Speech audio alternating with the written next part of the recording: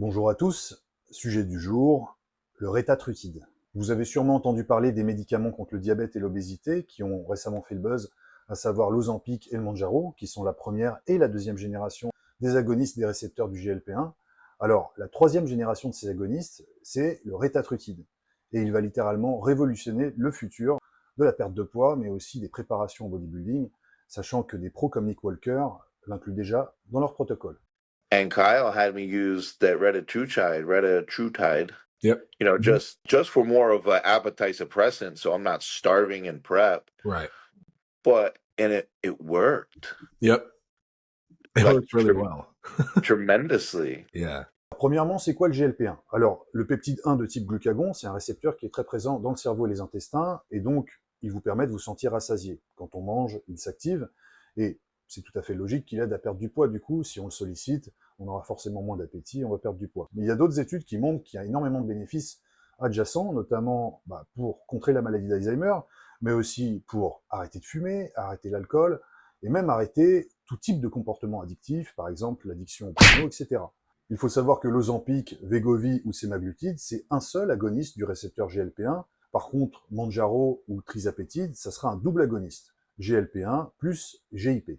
Alors le GIP c'est quoi? C'est le polypeptide insulinotrope dépendant du glucose et il se trouve principalement dans notre pancréas et nos muscles.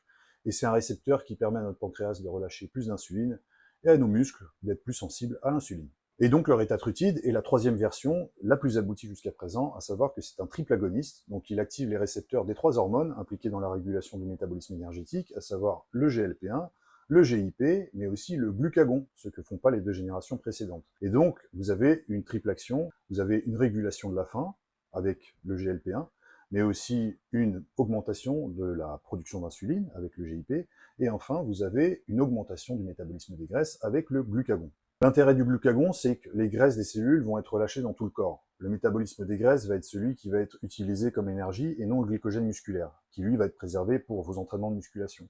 Et c'est là tout l'intérêt par rapport aux autres agonistes des récepteurs du GLP-1, c'est qu'avec le GIP et le GLP-1 seulement, vous risquez d'être très léthargique. Non seulement vous n'allez pas manger, vous n'aurez pas faim, mais en plus vous n'aurez pas d'énergie. Le rétatrutide, lui, va vous permettre d'avoir encore de l'énergie pour vous entraîner et préserver votre masse musculaire, puisque vous aurez du glycogène à disposition pour l'intensité. On part du principe, bien sûr, que vous allez manger assez de protéines pour préserver votre masse musculaire. Si vous mangez rien, de toute façon, entraînement intense ou pas, vous risquez de perdre du muscle.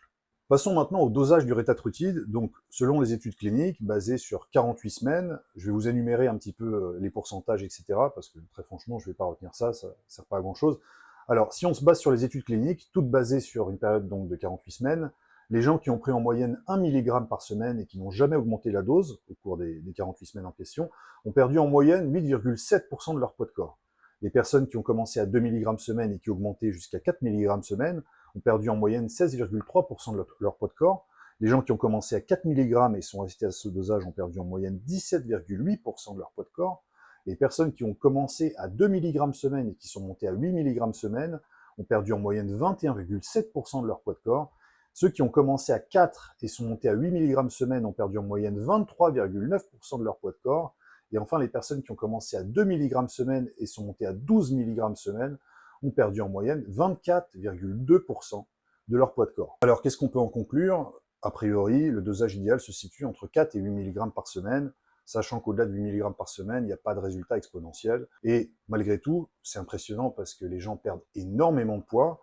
Et dites-vous bien que ce sont des gens lambda, c'est même pas des gens comme vous et moi qui forcent pour avoir des résultats.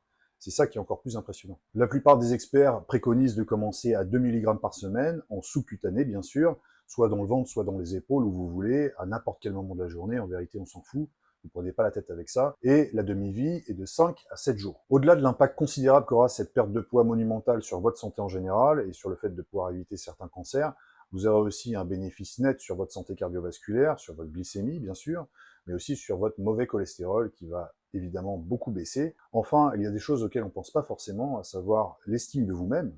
Bah oui, vous allez passer moins de temps à penser à la malbouffe, moins de temps à manger de la merde, forcément plus de temps de cerveau disponible à consacrer à des choses vraiment importantes pour vous, à être plus productif, à avancer dans la vie.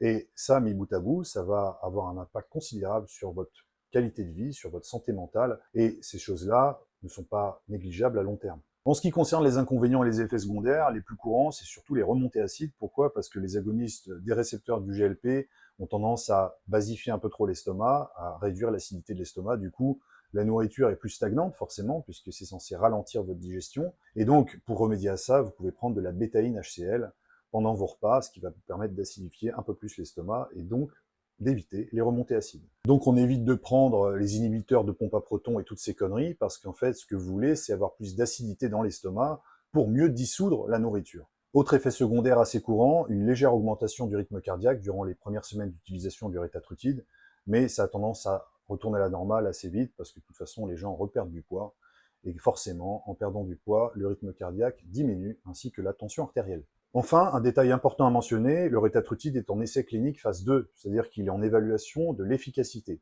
La première phase, c'était l'évaluation de la tolérance, et là, il est seulement en phase 2, sachant qu'il faut 4 phases avant qu'un médicament soit autorisé à être vendu librement sur le marché ou sur prescription médicale. Pour terminer, j'aimerais adresser un message à tous les gens qui diront en commentaire que c'est de la triche, qu'on peut avoir des résultats sans prendre ça, blablabla, que c'est pour les gens qui n'ont pas de volonté, etc. Alors très bien, tu peux chasser à la place d'acheter ton steak en supermarché, tu peux aussi marcher au lieu d'utiliser ta bagnole, tu peux rédiger tes CV à la main plutôt que d'utiliser Word, etc. En fait, tu gagneras pas un trophée en souffrant plus que les autres, ta moralité, on s'en fout. Ce qu'on veut, c'est des résultats. Donc si tu peux faire de ta biologie ton allié plutôt que ton ennemi, si tu peux éviter d'être toujours dans l'autosabotage, si tu peux être quelqu'un de plus énergique, en meilleure santé, avec plus de vitalité et plus de volonté, pourquoi s'en priver? Si tu peux avoir un comportement qui est moins axé sur tes pulsions, si tu peux être moins esclave de ce que tu désires et passer plus de temps sur les choses utiles dans la vie qui te font avancer, pourquoi pas? Le bénéfice est net. On peut très bien utiliser d'autres vecteurs pour forcer sa volonté, pour s'endurcir dans la vie. Je pense qu'il est temps d'arrêter de cracher dans la soupe quand on a des opportunités qui s'offrent à nous grâce à la science, qui nous permettent de nous reprogrammer et d'avoir une meilleure estime de nous-mêmes pour à terme avoir une meilleure qualité de vie. Il est temps d'en profiter.